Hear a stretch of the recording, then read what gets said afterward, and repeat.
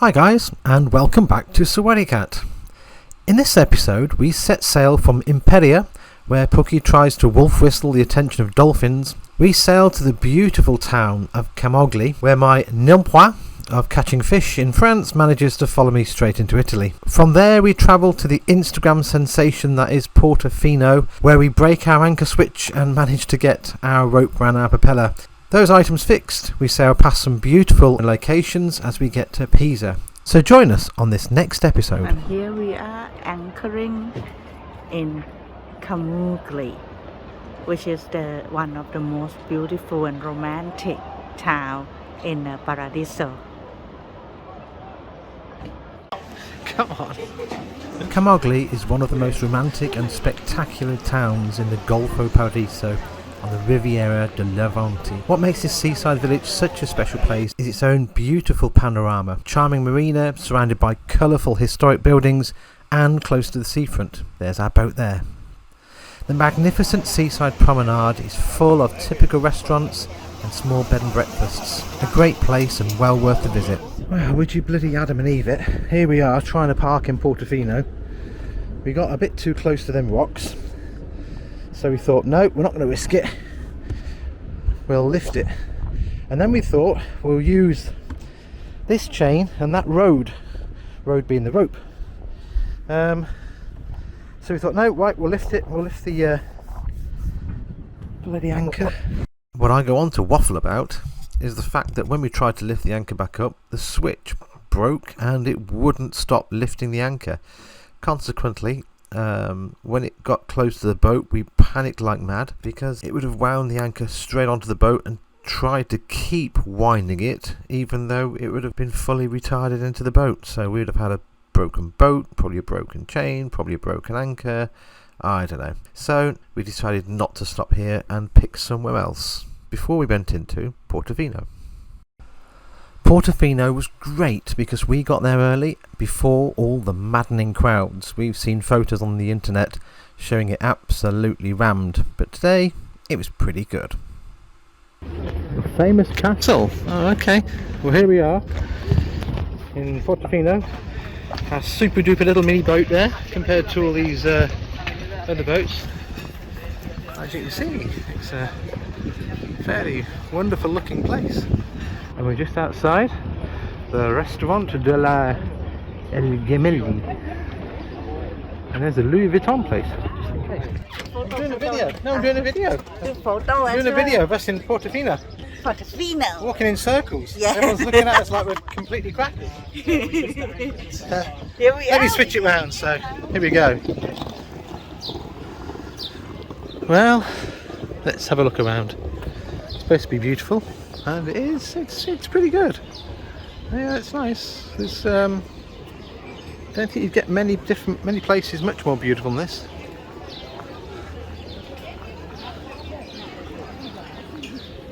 Now this is kind of what I expected Saint-Tropez to be like. But Saint-Tropez felt a little false. It felt like just set up purely for tourists. Okay, I know Portofino is set up purely for tourists. But yeah, Saint-Tropez just seemed to do it badly. Wow, this is a beautiful little thing. Absolutely tons of boats there, as you can see. So yeah, this is Portofino, the pearl in the Italian coast. Yeah, could be, couldn't it? Could be Pookie. 100% Capri. So it's a nice little place. I think made better because of all this stuff. Look at this, look. It's all painted on. Every single bit of it's painted on. But it really gives the whole place a beautiful look. You know, the town planners have gone bonkers in making sure that the whole place looks as good as it can do. Here's Puck getting a traditional focaccia col formaggio, which in the middle of here, Portofino, is basically what it says. Its origins date back to the 12th century when they When you had flour, oil, water and salt. And basically, with a bit of cheese, they invented, well, they think they invented cheese on toast. Yay! Can you see the rope? Yep. Well, those of you who are smart enough have guessed it. Basically, what happened is we reversed onto the rope that held our ladder up and got it all twisted around the propeller. So I had to go in, dive into water, and try to cut it free. So once we'd got that done, we were able to leave Portofino and on to our next location. A bit lumpy today. Bit of the wobble. So here's Sawasdeekat in the bay. This is a World Heritage Site at the very top of Cinque Terre called Monte Rosso. It's over here.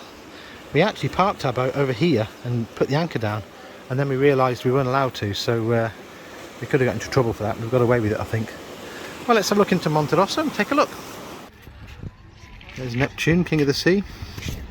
King of the Sea? Oh, I don't know what it is. Neptune, there's Neptune. Overlooking the waters ahead.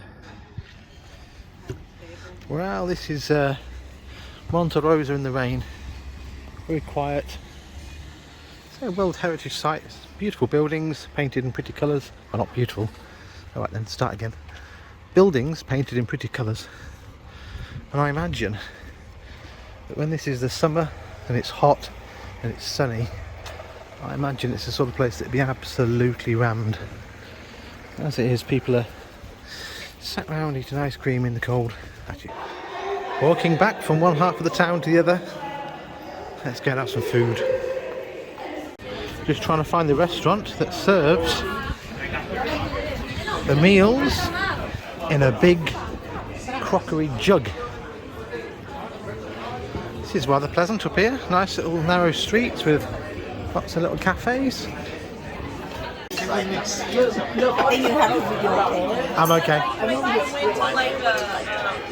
As you can see, we tried this so-called traditional seafood pot dish in Monte Rosso. However, we're a little underwhelmed with it, really. In Vanessa, and we just park our dinghy, and then we're going to walk around town. Welcome to the little village and port known as Vanazza. Now it looks like you have to row into here, so basically unless you've got an electric motor like that water taxi over there, you basically can't use your engines until you're just past that bit over there. So everybody's got their oars out and ready to go round. But as you can see, it's a beautiful, beautiful place. Tiny little beach there. And lots of tourists, obviously.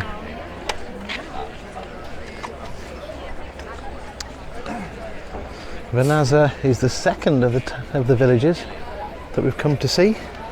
Still within the same World Heritage Site. Wow, this is looking a bit busy. Super little beach here. Beautiful. Pookie's taking a little video.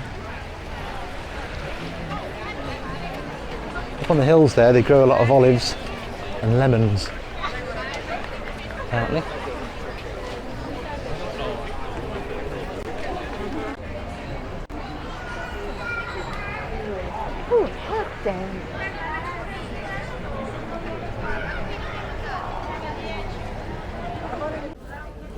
Do you think it's the summer season yet? Oh my god.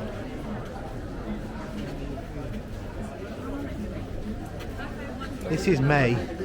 This is May of each year, and this is how packed it gets. Well, here we are, trying out the food at Corfu Rosso, which is absolutely packed, as you can imagine, even on a weekday. But we've just overlooked the beach there, past all the maddening crowd. It is really a bit bonkers here, really. So we both have a beautiful view of the little marina, and Pookie's ordered this. It's a mixed grilled catch of the day around Vanessa, and let's have a look what he'd order. Yeah, I'm not sure I did so well on my ordering. like nearly the same price, and I get 10 rather sad looking Mussels, never mind. Duck mussel. My mussels didn't go very far, so we also had some fish and chips. We ate our fish and chips on the beach and then made our way back to our boat and had a lovely evening view of Vernazza. Our next port of call was Manarola, which was a lovely place where I jumped in and had a bit of a dive off the boat, not realising that actually people did it from much higher up. Is she gonna? Is she not? Is she gonna? Is she not?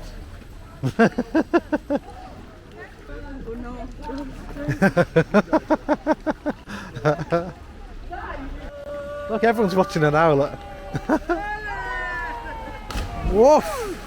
That was a long way down, wasn't it? Wow, very clever. Woo! This is Manarola. A lot less people here at the moment because we've come at the end of the day. Still a fair amount of people, but a lot less busy than yesterday's in the morning was. I think what must happen is all the really keen tourists come and look around these places, and this place is absolutely rammed. And then they have their lunch and they think, oh, I'm tired now, so they probably go and relax on a beach somewhere. And that leaves all the towns like this, much nicer. We're quite a way back from the water side now, and as you can see down the main street, people have still got boats. So it still is an important part of them getting around, is to have their boats available. They still look like they're fairly well used, you know, they're still well maintained. So they obviously use them still for something. I guess fishing, maybe just getting around.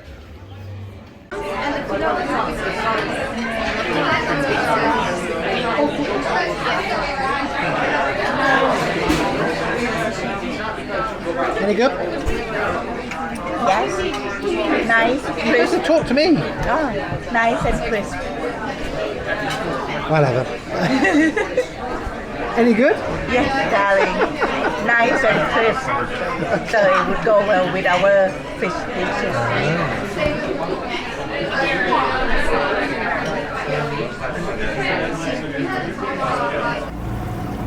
Wow, this is Corniglia. You can only get to Corniglia really by train now. There are a couple of boats at the very bottom, but there's no anchoring around here of any sort by the looks, and there's no buoys either. So you've got the odd day boat there, but they're not really anchoring, they're just stopping their engines and letting people look around. But, so we can't really go there unless we literally get to land and then take the train. But we've had a look and it looks like a beautiful place, but just not as nice as the one we're going to. Well, where are we then, Puck? We are in Le Grazi. Le Grazi. Of Portofino. Oh, right. Yes. So this is an old town actually, and it is one of the good diving. Oh, for good scuba diving? Yeah. Or it is like the area that popular for the underwater activity. For underwater activities. Excellent.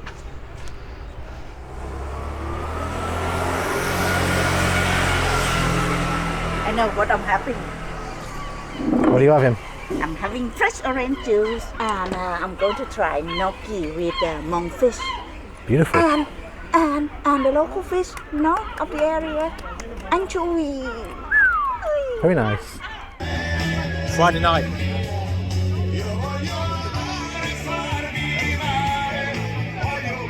Yes, Le Grazi wasn't, even on a Friday night, the most lively place you've ever been to, but it had a lovely outlook. Anyway, join us next time, please, and subscribe and watch as we go from Pisa, which is our next location, past Elba Island, Giglio, and into Rome.